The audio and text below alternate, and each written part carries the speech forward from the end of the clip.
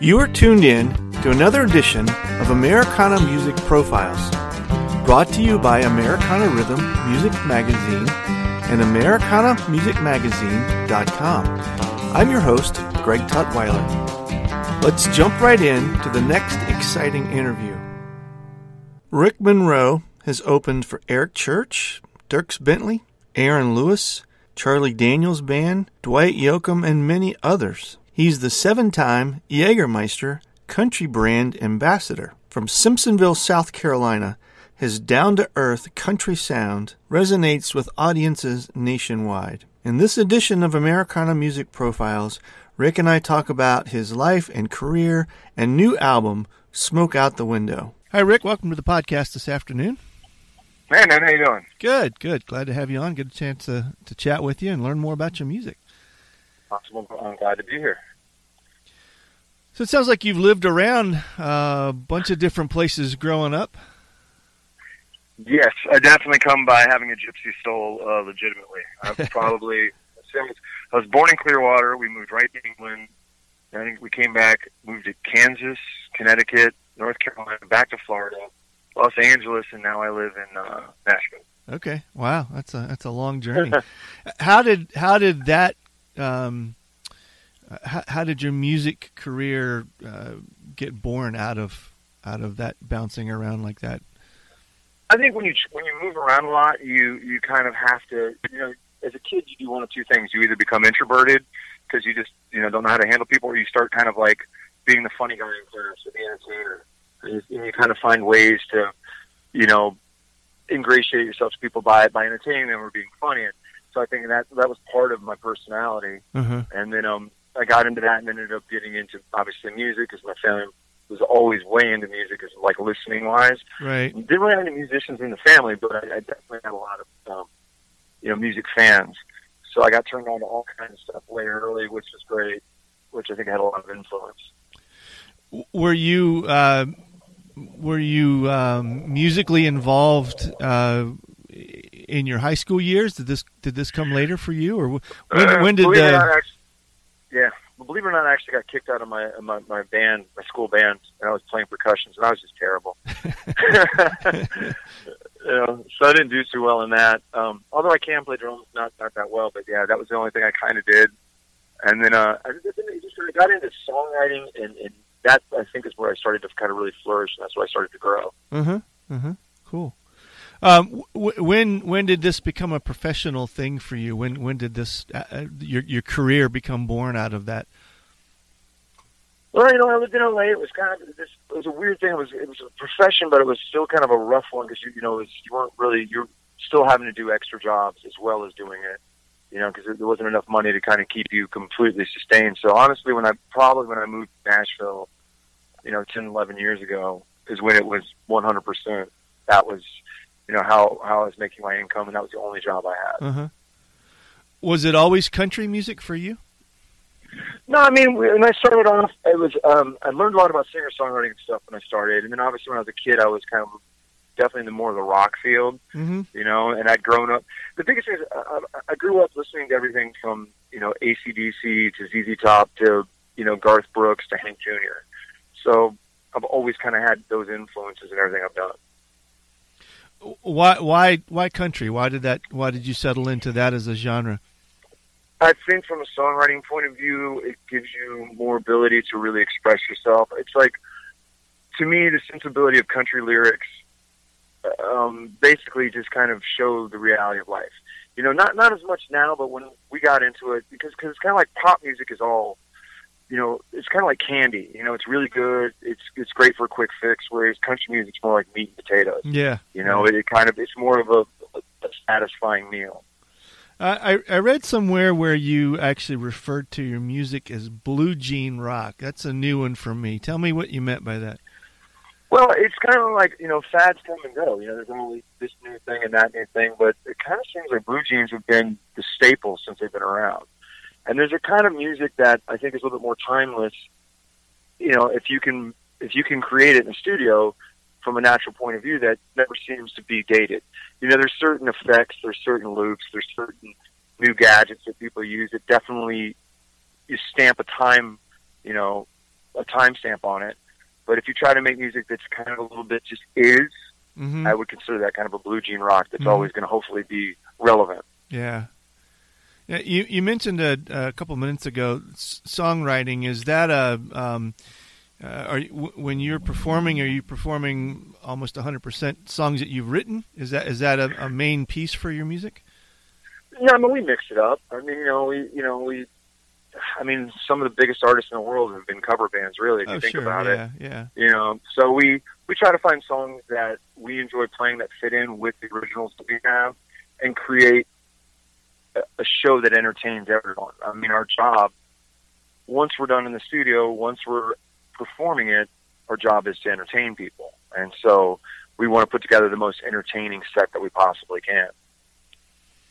I think I read in the notes that you had said one point that the new CD that you guys have out was actually born out of your live show. Explain that to me. Well, we've been doing kind of the standard Nashville process of getting songs, going to a producer. The producer was putting together the band, going cut at the studio. They kind of had control over the entire process, and it was basically all trying to get songs that would be good for radio, and that was more your focus. Then over the last 2.5 years, we've been out really hitting it hard, and we started realizing that certain songs resonated live. And it's like, well, this feels better. This is more natural. So this time around, we went in, and I used a band, and I used the guys that actually play out live, and we approached it with the same way we approach our show. The same, as we looked at the songs, we were like, well, what works live? What do we feel? What really kind of, creates energy? What gets the body moving? And that's how we actually developed this record. Did you record it that way as well, as in everybody kind of playing at the same time, or did you still use the traditional or the newer traditional methods where you're laying down different tracks? And I mean, in general, all the basic stuff was done right there live. I mean, we would sit with the idea, and the studio it's actually one of my buddies. It's like an upstairs room in his house, and he has all the drums and all the ISO room set up. And we'd talk about the song, would work it out, The four of us I'd go into the booth, they'd do their thing, and we'd just kind of knock it out. Yeah, that's cool. So it's very, very live. They're obviously going to overdub a couple things, and then we would have some guys, some guests, keyboard players or something that would actually add extra stuff afterwards. Now, this is Smoke Out the Window. Is that right? Do I have that correct, the name of it? Yes, it is. Yeah. And are these all songs that you've written on this CD? Yeah, actually, I think everything on there is something I've either written or co-written. There's a couple songs on there I wrote just by myself, Cocaine Cold and Whiskey Shakes and October, and the rest of them are all co-written. And is that already out? Is that out now? No, it doesn't come out until September 21st. Okay. There's like pre-orders, but I don't know when this is going to air, so it might or might not make sense to people. Yeah, I think it'll be probably by the time people hear this, the CD will already be out, so we can. So yes, the CD is out. You can go get it.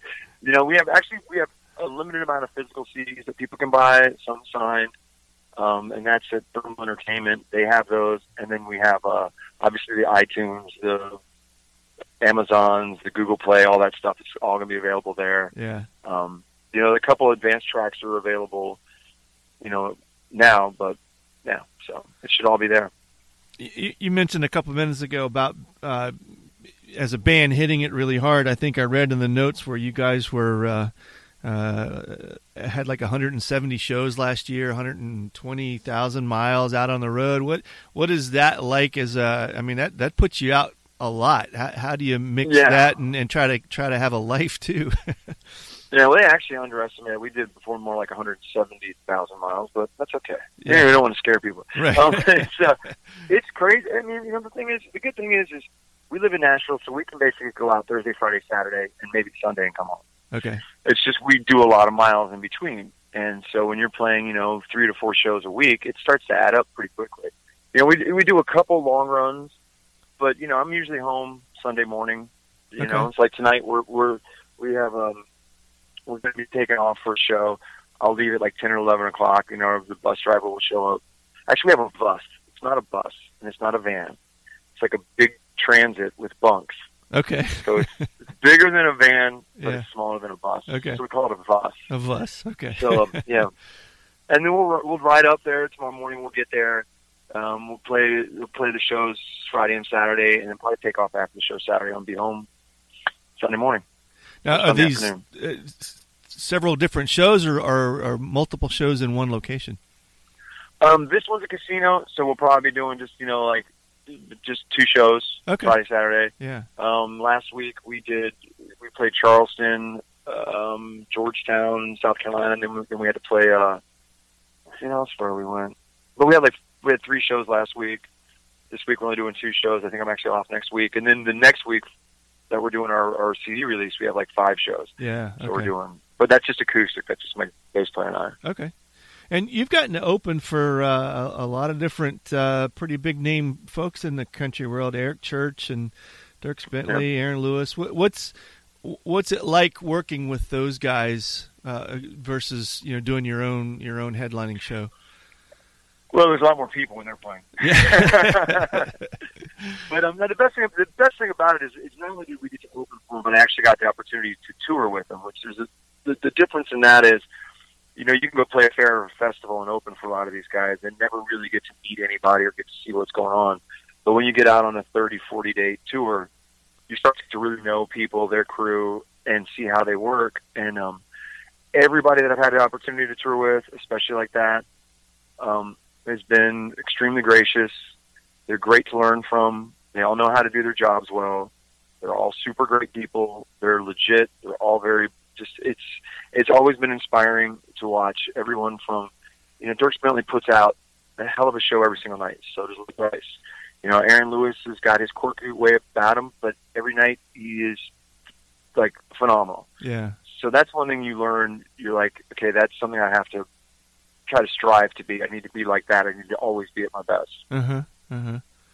So my next question, and you kind of led into that, was being out with those guys sounds like you're able to pull those experiences back into your own performance style then. Yeah, well, you definitely pick up, if you're smart, you're going to pick up things and watch things that they do and things that work for you. I mean, obviously, you just can't go out and mimic them because, what you do on stage has to be genuine. Sure. Yeah. Which kind of leads to the record. The other thing is what is genuine. And if you can find the genuine spot on stage and then translate that into genuine performance in the studio, I think that's what people gravitate towards. Mm-hmm. How does that translate back down into when you are thinking about writing songs? Are you always writing, or do you write with a specific new record, new kind of mindset approach? No, I'm always writing. I mean, I've gone through phases where I kind of slowed down a little bit because when you live in Nashville, I mean, you do writing meetings, and so I was doing 2 to 3 writing meetings a day for a while when I first moved here. And then I write with different writers. I write for other artists. And I've got a bunch of, people cut songs. I mean, smaller artists, but I mean, we've had prizes. Like last night, I think I had like 12 songs cut by different people. Oh, cool. Okay. And none of them hit big yet, which I keep praying. I keep hoping. Yeah. I'm like, come on, guys. Yeah. Yeah. But it's cool that I have the opportunity to write something that other people want to do. Yeah. That's amazing. Actually, it's like such a blessing. But when we were doing this record, there was probably more focus on some writing. I knew as we never really went to do a record. I was just going to go and cut some songs for an EP. Okay. The EP ended up growing into a record because as I kept writing, I kept finding songs I thought would work really well for this. Mm-hmm. And I do know the very last song we wrote, Truth in the Story, was we had an opportunity to do one song where I already had all the tracks done or write a brand new song. And the producer's like, just check out this groove. And that literally was written in the studio on the spot, cut, and done. That's cool. What does the tour look like for this record? What kind of venues will you find yourself in, or do you find a particular style of audience that resonates with your music? At this point, man, we have such a wide range of people You know, because we're kind of an odd band.